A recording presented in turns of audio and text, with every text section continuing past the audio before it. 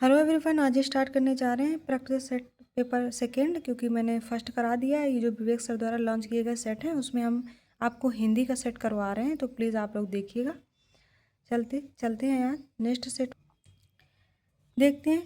First question देखते हैं। विद्यालय में वार्षिक महोत्सव संपन्न हो गया, तो महोत्सव का संधि विच्छेद करना है। तो महाधनोत्सव, आप मन में क्या सोचते हैं? तो अधिकरण कारक का उदाहरण है ये। बीता हुआ के लिए एक शब्द है विगत। उल्लास शब्द का सर्वाधिक उपयुक्त पर्यायवाची है। उल्लास का हर्ष होता है। देवराज में कौन सा समास है? बहुब्रीहि समास है। हवन में जलाने वाली सामग्री को समधा कहते हैं। एक घाट पानी पीना मुहावरे का अर्थ है एकता और सहनशीलता। फ्रेंड्स, मैंने जो इसमें क्वेश्चनों में सर्कल किया उसमें मुझे डाउट था, इसलिए मैंने सर्कल किया था। प्रॉपर ये मैंने चेक करके ही आपको करा रहे हैं। राधा के वर वन सुनी छीनी चकित सुभा, इसमें अनुप्रास अलंकार है। जहाँ पे एक वर्ण की आवृत्ति बार बार होती है वहाँ पे अनुप्रास अलंकार होता है। पायल ने 1 लीटर दूध पी लिया, तो इसमें परिवारवाचक विशेषण है, क्योंकि इस यहाँ पे मात्रा, जहाँ पे किसी चीज़ की मात्रा दी होती है, माप तौल का भाव होता है, वहाँ पे परिमाणवाचक विशेषण होता है। राम ने रावण को बाण से मारा, तो इसमें करण कारक है, क्योंकि साधन है बाण से मारने का। किससे मारा है? बाण से, इसलिए यहाँ पे करण कारक है। निम्नलिखित में से ज्योति का विलोम होता है तम।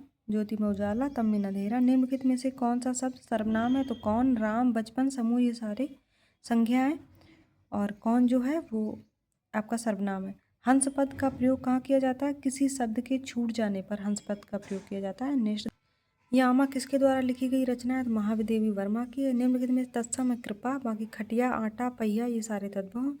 मृगेंद्र का पर्यायवाची शब्द है शार्दूल। इनमें से कौन सा शब्द स्तुति का विलोम है? तो निंदा। रामचरितमानस जो भाषा थी उसकी भाषा है रामचरितमानस की अवधि। वह, तुम और हम बाजार जाएंगे, इस वाक्य को सही क्रम में लगाना है। तो हम, तुम और वह बाजार जाएंगे, ये शुद्ध है। तुम जाओ और सो जाओ, सो जाना एक अकर्मक क्रिया होती है, तो सोना एक अकर्मक क्रिया है। किस वाक्य में कर्मवाच्य नहीं है? तो इसमें बालक खिलखिलाकर हंस रहा था, क्योंकि हंसना अकर्मक क्रिया होती है, उसका प्रभाव कर्ता पे पड़ता है, इसलिए ये कर्तृवाच्य होता है। जिसका प्रभाव कर्म पे पड़े वहाँ पे कर्मवाच्य होता है। नेक्स्ट देखते हैं। वर्तनी की दृष्टि से शुद्ध का चयन कीजिए, तो अनुग्रहित ये सही है, बाकी सारे गलत हैं। लोकोक्ति का सामान्य अर्थ होता है लोग की उक्ति। हिंदी वर्णमाला में स्वरों की संख्या होती है 11। उपसर्ग को कहते हैं शब्दांश। नेक्स्ट, ये आपका गद्यांश है, तो प्लीज़ आप लोग देख लीजिएगा। ये भी गद्यांश का कुछ पार्ट है, तो इसमें गद्यांश के क्वेश्चन दिए हैं कुछ, तो मैंने सॉल्व किए थे, आप लोग भी कर लीजिएगा। विपरीत परिस्थितियाँ किसका कारण है? तो इसमें आएगा मानवीय गुणों के विकास की। मनुष्य को सोने जैसा शुद्ध बनाने में सहायक है, तो आंतरिक दृढ़ता। विपत्तियों के बीच अपना मार्ग बना लेने की क्षमता कब उत्पन्न होती है? कष्टों से जूझकर। लौह इस्पात बन जाता है, अत्यंत कठोर और मजबूत बन जाता है।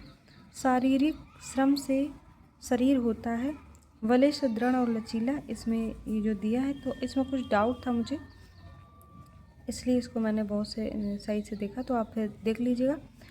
अवगुंठन का अर्थ है घूंघट। समाज का लिंग निर्णय करें, तो समाज में कौन सा लिंग है? तो पुल्लिंग है। कौन सा शब्द एक वचन नहीं है? तो होश, ये बहुवचन में आते हैं। बाकी दूध, आग, भीड़, ये सारे एक वचन में आते हैं। ये होश जो है ये बहुवचन में आता है। जिस काल में भविष्य में एक क्रिया का होना दूसरी क्रिया पर निर्भर हो उसे क्या कहते हैं? हेतु मध्य कहते हैं। इनमें से कौन सा अव्यय है? ये सभी अव्यय है। ठीक, अरे, किंतु। निर्वासित में प्रत्यय इत लगा है, इत इसमें प्रत्यय लगा है निर्वासित में।